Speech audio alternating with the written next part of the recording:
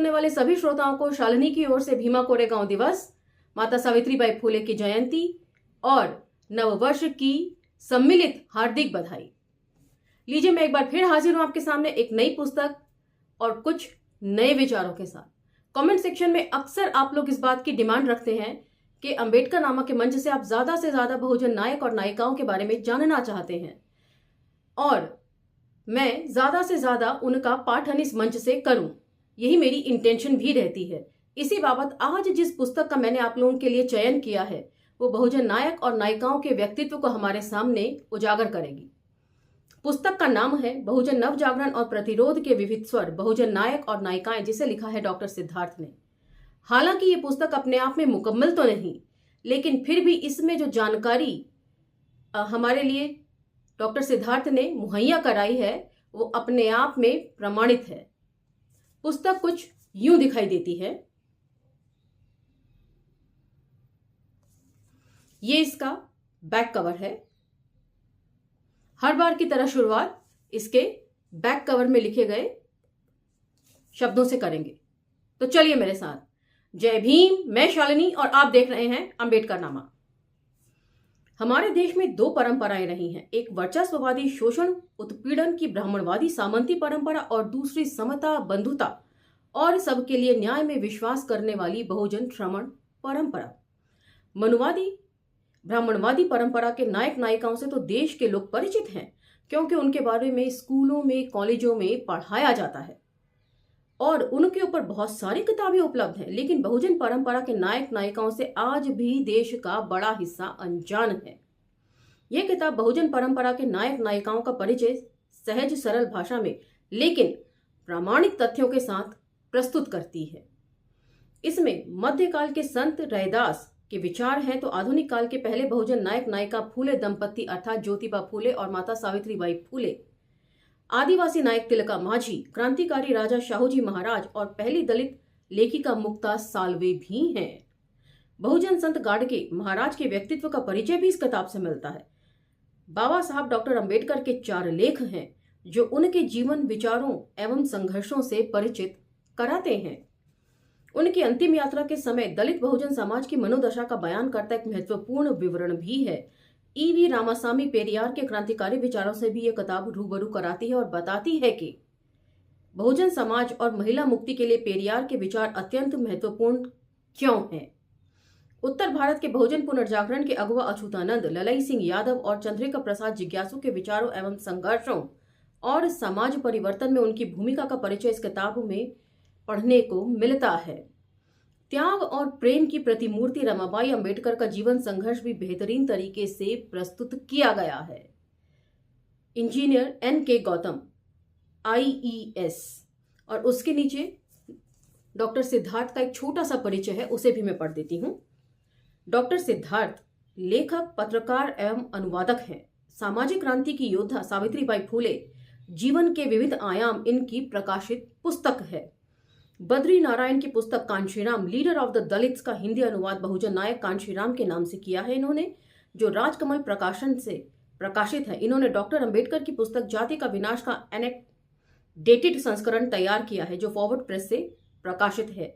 नीचे डॉक्टर सिद्धार्थ का ईमेल और मोबाइल नंबर है, वो मैं डिस्क्रिप्शन बॉक्स में रख दूंगी। अक्सर आप लोग फोन करके पूछते हैं कि डॉक्टर सिद्धार्थ का या जो भी लेखक मैं पढ़ती हूं उनका फोन नंबर दे दीजिए।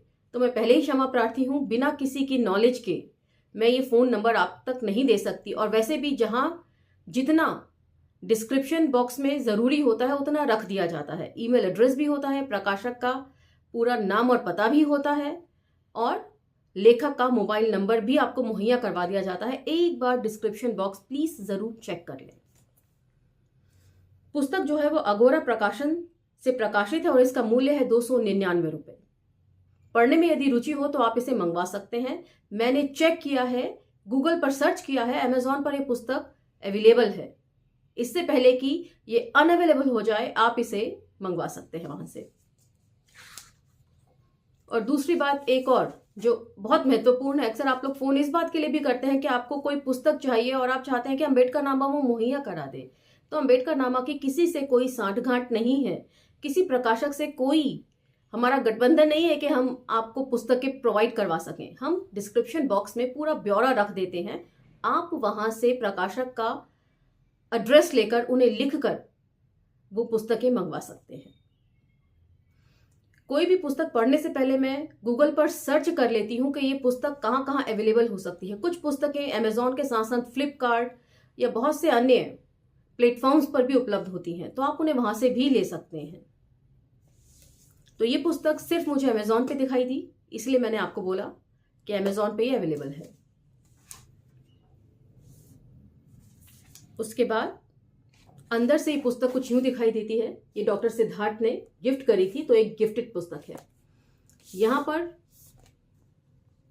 बैक और फ्रंट साइड पे जो फ्लैप्स हैं उन पे जो भी कुछ लिखा है वो अंदर भूमिका में गिवन है, तो इसे मैं नहीं पढ़ रही हूं, भूमिका में ही इसे कवर करेंगे।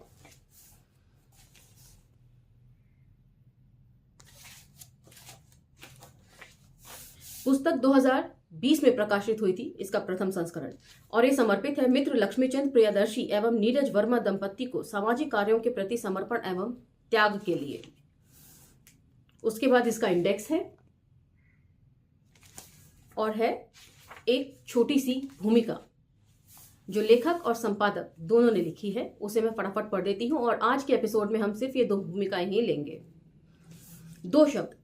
इस किताब में मैंने कुछ बहुजन नायक नायिकाओं के जीवन, विचारों और संघर्षों से सामान्य परिचय कराने की कोशिश की है। संत रैदास को छोड़कर किताब में लिए गए सभी नायक नायिकाएं आधुनिक काल के ही हैं।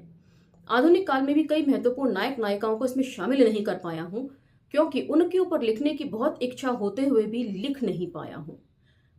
इसमें उत्तर भारत के रामस्वरूप वर्मा, बाबू जगदेव प्रसाद, जननायक कर्पूरी ठाकुर और मान्यवर कांशीराम जैसे व्यक्तित्व भी शामिल हैं, जिनकी उत्तर भारत के बहुजन पुनर्जागरण में अहम भूमिका रही है। ईवी रामासामी पेरियार को छोड़कर दक्षिण भारत का कोई बहुजन नायक इसमें शामिल नहीं है, जबकि दक्षिण भारत में बहुजन नायकों की एक लंबी श्रृंखला है। श्री नारायण गुरु और अय्यंकाली जैसे केरल के नायकों को तो इसमें जरूर होना ही चाहिए था। भारत का आदिवासी समाज इतिहास के लंबे दौर में देशी विदेशी विद इन ब्रैकेट दिक्कुओं और ब्रिटिश साम्राज्य आक्रांताओं से अपनी स्वतंत्रता, गरिमा और अस्मिता के लिए संघर्ष करता रहा है। इस समाज में नायकों की लंबी कड़ी है। इस किताब में सिर्फ तिलका माझी ही मौजूद है। जन जन के हृदय में वास करने वाले धरती के आबा बिरसा मुंडा जैसे नायक पर इस किताब में सामग्री न दे पाने का अफसोस है। वैसे बिरसा मुंडा के जीवन पर एक स्वतंत्र किताब लिखने की मेरी योजना है। अगर पाठकों को ये किताब पसंद आई तो मेरी कोशिश होगी किताब के अगले संस्करण में कम से कम चिर परिचित नायकों का जीवन संघर्ष इसमें समाहित कर सकूं। मुझे भी इंतजार रहेगा इसके अगले संस्करण का, और यदि इसमें और ज्यादा एड ऑन्स होते हैं तो मैं उसका भी पाठन इस मंच से करूंगी, अम्बेडकर नामा के। यहाँ ये बताना भी जरूरी है कि किताब किसी मौलिक शोध का परिणाम नहीं है। इन नायक नायिकाओं पर पहले से ही मौजूद सामग्री को ही मैंने अपने तरीके से प्रस्तुत किया है। मैं उन सभी लेखक, लेखिकाओं और अध्येताओं का आभारी हूं जिनकी सामग्री मैंने इस्तेमाल की है। वैसे यहाँ यह भी दोहरा देना जरूरी है कि मैंने न तो मौलिक विचारक हूं और न शोध करता हूं। पहले से मौजूद सामग्री को एक वैचारिक परिप्रेक्ष्य के साथ प्रस्तुत करता हूं, और मेरी कोशिश होती है कि भाषा शैली सहज एवं संप्रेषणीय रहे, जिससे हर पाठक तक बात संप्रेषित हो जाए। और मैं समझती हूँ यही सबसे इंपॉर्टेंट पार्ट होता है कि सहज सरल भाषा में कैसे आम जन तक इन विचारों को पहुंचाया जाए। यही चीजें इस किताबों में भी दिखेंगी। किताब में शामिल अधिकांश नायक नायिकाओं से संबंधित तथ्य चूंकि पहले से ही स्थापित और सर्व स्वीकृत हैं, इसलिए मैंने कई नायक नायिकाओं के जीवन, विचारों और संघर्षों से संबंधित तथ्यों का संदर्भ नहीं दिया है। हाँ, जहां आवश्यक लगा है वहां संदर्भ भी दिए हैं। तथ्यों की प्रामाणिकता के संदर्भ में सिर्फ इतना कह सकता हूं कि अध्येताओं के उपलब्ध अध्ययनों के आधार पर मैंने तथ्यों की जांच की है। फिर भी कोई गलती रह गई हो तो उसके लिए पहले से ही क्षमा प्रार्थी हूं। इस किताब का बड़ा श्रेय दिलीप मंडल जी को जाता है, जिन्होंने विभिन्न बहुजन नायक नायिकाओं पर लिखने का मुझे द प्रिंट में अवसर दिया है। उनके प्रति मैं आभारी हूं। इस किताब में समाहित द प्रिंट में प्रकाशित कुछ लेख तो लाखों की संख्या में शेयर किए गए हैं। डॉक्टर अंबेडकर की आत्मकथा पर इस किताब में समाहित मेरा लेख करीब 5 लाख पाठकों ने फेसबुक पर शेयर किया। मैं फॉरवर्ड प्रेस का भी आभारी हूं, जहां कार्य करते हुए मुझे नायक और नायिकाओं के बारे में गहरी समझ बनी। इस किताब में समाहित कुछ लेख फॉरवर्ड प्रेस में प्रकाशित हुए थे। ईवी रामासामी पर समाहित लेख पहली बार कारवा मैगजीन में प्रकाशित हुआ था। किताब में इन लेखों को प्रकाशित करते समय मैंने पुनः नए सिरे से कुछ संशोधन और संपादन किया। उन सभी संस्थानों और व्यक्तियों के प्रति कृतज्ञता ज्ञापित करता हूं जिन्होंने इन नायक नायिकाओं पर लिखने का मुझे अवसर दिया और मुझे प्रोत्साहित किया। इस किताब में कई लेखों के प्रेरणा स्रोत वरिष्ठ चिंतक लेखक कंवल भारती रहे हैं। सच तो यह है कि उन्होंने न केवल नायक नायिकाओं को देखने की दृष्टि मुहैया कराई बल्कि अपनी किताबों लेखों के माध्यम से बहुत सारे तथ्य भी उपलब्ध कराए जिसका इस्तेमाल इस किताब में किया गया है। उनके प्रति आभार प्रकट करना शायद धृष्टता होगी। वरिष्ठ लेखक और गंभीर अध्येता ओम प्रकाश कश्यप ने मेरे अनुरोध पर इस किताब की भूमिका लिखी और पांडुलिपि में मौजूद बहुत सारी गलतियों को दुरुस्त किया। मैं उनके प्रति विनम्र आदर प्रकट करता हूँ। लखनऊ स्थित बहुजन बुद्धिजीवी महासभा ने बहुजन नायक नायिकाओं पर किताब तैयार करने के लिए प्रेरित और प्रोत्साहित किया। मैं बहुजन महासभा के सभी साथियों के प्रति आदर प्रकट करता हूँ। मैं अगोरा प्रकाशन की साथी अपर्णा और रामजी यादव का सदा आभारी रहूंगा जिन्होंने इस किताब को प्रकाशित करने में रुचि दिखाई। साथ ही राजन कुमार के बिना यह किताब शक्ल नहीं ले सकती थी। सच तो यह है कि वही इसके असल संपादक हैं। न केवल उन्होंने इस किताब का कवर और लेआउट तैयार किया बल्कि मुझे निरंतर अमूल्य सलाह और सुझाव भी दिए। मैं हमेशा उनके प्रति कृतज्ञ रहूंगा। मैं अपने लंबे समय के वैचारिक एवं आत्मीय मित्र शैलेश शरण के प्रति धन्यवाद तो नहीं लेकिन इस अवसर पर गहरा आत्मीय प्रेम प्रकट करना चाहता हूं जो मेरी किताबों लेखों और कविताओं की गंभीर भाषागत त्रुटियों को दुरुस्त करते हैं और नए तरीके से सोचने लिखने के लिए प्रेरित करते हैं। उनकी पैनी दृष्टि मेरे लिए बहुत मायने रखती है। अगर यह किताब बहुजन नायक नायिकाओं के बारे में विस्तार से जानने की उत्सुकता कुछ पाठकों में भी पैदा कर सकी तो मैं अपने प्रयास को सार्थक समझूंगा। सिद्धार्थ। और इसके बाद भूमिका है ओम प्रकाश कश्यप जी की। जैसा कि अभी सिद्धार्थ जी ने कहा, बहुजन नवजागरण आधुनिक भारत के इतिहास की महत्वपूर्ण घटना है। असल में यही वह आंदोलन है जिसने भारत को आधुनिक राज्य बनाने का काम किया। अब उसे ठीक 2 शताब्दी पहले तक भारतीय समाज धार्मिक और जातिवादी आडंबरों में आकंठ डूबा हुआ था। कह सकते हैं जो अंग्रेजी शिक्षा थी उससे पहले का ये काल आप लगा सकते हैं। सामाजिक और आर्थिक विषमताएं उसकी पहचान थी। एक हिस्सा जिसे समाज का अभिजन हिस्सा भी कह सकते हैं सभी तरह से विशेषाधिकार संपन्न था। सुखी और वैभवपूर्ण जीवन से लैस उस वर्ग के विशेषाधिकार किसी अर्जित योग्यता की देन नहीं थे। महज जाति विशेष में जन्म लेने के कारण कुछ लोगों को विशेषाधिकार संपन्न घोषित कर दिया जाता था। इसी से उसे दूसरों के जीवन में हस्तक्षेप तथा उन पर शासन करने का अधिकार प्राप्त हो जाता था। तो मैं समझती हूँ सबसे महत्वपूर्ण बात यहाँ पर ओम प्रकाश कश्यप जी ने कही है कि जीवन में हस्तक्षेप करने का अधिकार जो मनुस्मृति है वो क्या है। वो जीवन में आपके हस्तक्षेप ही तो कर सकती है कि आप इस तरह का भोजन नहीं कर सकते, आप इस तरह के घरों में नहीं रह सकते, आप उजला और बढ़िया कपड़ा नहीं पहन सकते। ये सब क्या है? व्यक्तिगत तौर पर आपके जीवन में हस्तक्षेप ही तो है। चलिए आगे बढ़ते हैं। ऐसे घोर रूढ़िवादी आडंबरग्रस्त और जातीय भेदभाव से ग्रस्त समाज को आधुनिक एवं प्रबुद्ध गणतंत्र में ढालने में बहुजन समाज के जिन महापुरुषों ने अनथक संघर्ष किया था उनमें से अधिकांश के बारे में हम या तो जानते ही नहीं अथवा उन्हें जानबूझकर बिसराए रहते हैं। इस पर कुछ लोग कह सकते हैं कि भारतीय स्वाधीनता की लड़ाई तो सभी भारतवासियों ने कंधे से कंधा मिलाकर लड़ी थी। इसमें अंबेडकर भी थे और गांधी भी थे, पेरियार भी थे, तो लोकमान्य तिलक, गोविंद वल्लभ पंत जैसे नेता भी थे। फिर भारत को आधुनिक राज्य बनाने का श्रेय सिर्फ बहुजनों को ही क्यों प्राप्त है? मैं समझती हूँ ये बहुत महत्वपूर्ण प्रश्न है। यह शंका अनुचित नहीं है, लेकिन ध्यानपूर्वक देखा जाए तो 19वीं शताब्दी के मध्य से ही भारतीय नवजागरण की धारा, जिसमें समूचा स्वतंत्रता आंदोलन भी शामिल है, 2 हिस्सों में बंट चुका था। एक में अभिजात्य यानी विशेषाधिकार संपन्न वर्गों से आए नेता थे जो खुद को सत्ता का नैसर्गिक उत्तराधिकारी मानते थे। वे चाहते थे कि भारत जल्दी से जल्दी आजाद हो ताकि वे अपनी खोई सत्ता को दोबारा प्राप्त कर सके। अर्थात वे लोग केवल सत्ता का हस्तांतरण चाहते थे, कोई सामाजिक, आर्थिक और सांस्कृतिक बदलाव के वे खिलाफ थे। दूसरे वर्ग की दास्ता कुछ 100 वर्ष या शताब्दियों की नहीं थी। वह हजारों वर्षों से अपने ही देशवासियों के दमन का शिकार होता आया था। प्रमुख उत्पादक शक्ति होने के बावजूद वे विपन्नता का जीवन जीने को विवश था। बहुजन नायकों का मानना था कि महज राजनीतिक स्वतंत्रता से उन्हें कुछ भी हासिल होने वाला नहीं है। उनका सपना था कि स्वाधीन भारत में आधुनिक जीवन मूल्यों से लैस गणतांत्रिक राष्ट्र बने, ऐसे राष्ट्र के रूप में उभर कर आए जिसमें सभी बराबर हो, स्वतंत्रता का सुख सभी को हासिल हो। इसके लिए नया समाज भी गढ़ना होगा। बहुजन महापुरुषों का आंदोलन इसी परिवर्तन कामना को समर्पित था। जाहिर है नव जागरण की ये धारा कहीं अधिक महत्वपूर्ण और मानवीय थी। कह सकते हैं कि ये भारतीय अवैदिक विचारधारा थी।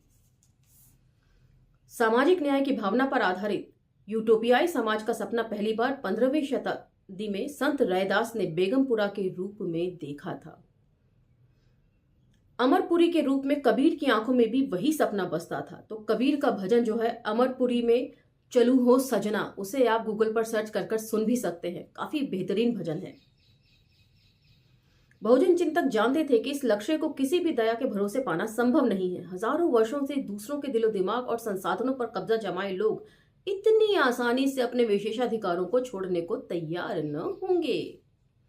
इसके लिए उत्पीड़ित वर्गों को स्वयं संगठित होकर आगे आना पड़ेगा। इस दिशा में पहल करने वाले थे ज्योतिराव फूले। अपनी पत्नी सावित्रीबाई फूले के साथ मिलकर उन्होंने बहुजनों को चेताने का काम शुरू किया। इसके लिए उन्होंने जो शिक्षा क्रांति आरंभ की उसमें उन्हें सगुणाबाई और फातिमा शेख का भी साथ मिला। तो आपको याद होगा जब मैंने पत्रिका देश हरियाणा का पाठन किया था अम्बेडकर नामा के मंच से, तो उसमें मैंने फातिमा शेख और सगुणाबाई दोनों ही महिलाओं का जिक्र किया था। उम्मीद है आप उन्हें भूले नहीं होंगे। यदि भूल गए हैं तो यहाँ जैसे ही फूले दंपत्ति का जिक्र आएगा आगे व्यक्तिगत परिचय में, तो मैं एक बार पुनः सगुणाबाई और फातिमा शेख जी का उल्लेख कर दूंगी, जिससे आपको ये दोनों ही महिलाएं जो आधार रहीं फूले दंपत्ति के सामाजिक और सांस्कृतिक आंदोलन का, आप उन्हें याद रखें। फूले का अभियान कितना महत्वपूर्ण, प्रासंगिक और असरकारी था, इसके बारे में इस पुस्तक में मांग बालिका मुक्ताबाई के निबंध के बारे में पढ़कर जाना जा सकता है, जो मात्र 14 वर्ष की अवस्था में उसने लिखा था। अपने निबंध में मुक्ताबाई न केवल तत्कालीन दलित समाज का प्रामाणिक चित्रण करती है, अपितु शिक्षा के कारण उस समाज में आ रहे बदलावों की भी चर्चा करती है। तत्कालीन भारत, खासतौर से महाराष्ट्र के जनजीवन को समझने के लिए मुक्ताबाई का निबंध एक महत्वपूर्ण दस्तावेज है। उसके बाद तो शाहू जी महाराज, डॉक्टर अंबेडकर, ईवी रामासामी पेरियार, स्वामी अछूतानंद से लेकर पेरियार ललाई सिंह यादव तक बहुजन नायकों की लंबी श्रृंखला है, जिन्होंने धारा के विरुद्ध आगे बढ़ते हुए तमाम अवरोधों के बीच अपने संघर्ष को जारी रखा। डॉक्टर सिद्धार्थ ने उन सभी के जीवन, कर्म और चिंतन पर विहंगम दृष्टि प्रस्तुत की है।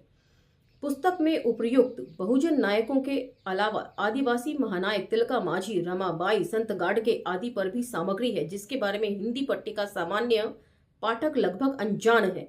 डॉक्टर अंबेडकर के संघर्ष और उनके द्वारा विपुल मानवतावादी लेखन के बारे में तो हिंदी के सामान्य पाठक भी खूब सुन और पढ़ चुके होंगे, परंतु इस बारे में बहुत कम लोग जानते होंगे। अब ये जो जानकारी यहाँ पर ओम प्रकाश कश्यप जी मुहैया करवा रहे हैं, उसे ध्यान से सुनिए, क्योंकि ये बहुत महत्वपूर्ण है और हम में से बहुत सारे लोग इस बारे में नहीं जानते होंगे। परंतु इस बारे में बहुत कम लोग जानते होंगे कि उन्होंने वेटिंग फॉर वीजा शीर्षक से संक्षिप्त आत्मकथा भी लिखी थी, जिसे अमेरिका के कोलंबिया विश्वविद्यालय में पढ़ाया जाता है। पुस्तक में उनके बारे में भी बताया गया है। तो ये मेरे भी संज्ञान में नहीं था कि वेटिंग फॉर वीजा को अमेरिका की कोलंबिया यूनिवर्सिटी में बतौर टेक्स्ट पढ़ाया जाता है। तो ये एक महत्वपूर्ण जानकारी है जो इस पुस्तक के जरिए हम लोगों तक पहुंची है। इसलिए पढ़ने लिखने का कोई और विकल्प नहीं है। पुस्तक का शीर्षक बहुजन नव जागरण और प्रतिरोध के विविध स्वर है, मगर असल में यह पुस्तक भारतीय नव जागरण के वास्तविक नायक रहे बहुजन महापुरुषों के जीवन एवं कर्म की झलक दिखाने का काम करती है। यदि भारत आज धर्मनिरपेक्ष गणतांत्रिक राज्य है तो उसका बहुत कुछ श्रेय ज्योतिराव फूले, डॉक्टर अंबेडकर और पेरियार जैसे बहुजन नायकों को जाता है। पुस्तक की भाषा सहज, सरल और प्रभावपूर्ण है।